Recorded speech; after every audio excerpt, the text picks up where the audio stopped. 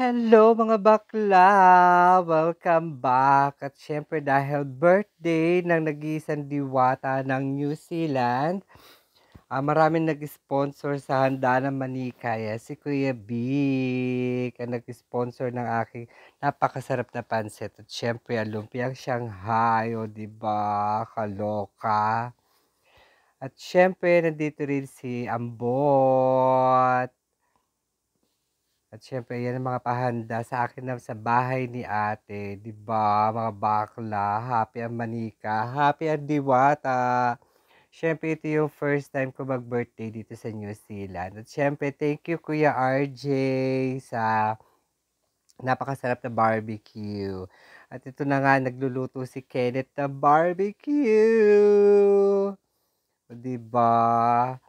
Happy ang manika. Thank you so much sa nag-abala ng aking mga handa, lalo-lalo na sa aking mga kasama sa bahay. More ang sponsorship.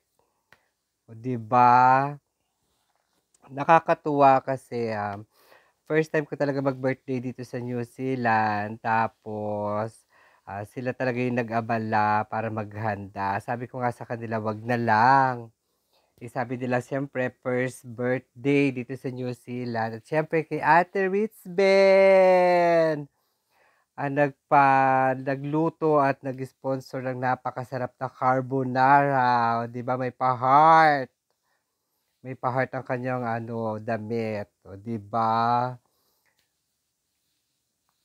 Napakasarap ng mga niluto nila kahit simple, napakasaya naman. As in talagang natapos kami ng 12:00 ng gabi ng madaling araw, 12:00 ng madaling araw. At siyempre ang aking si Manay, si Manang G, o 'di ba, invited ko rin si Manang G dahil na-miss ko siya ng bongga, o 'di ba, more on lafang.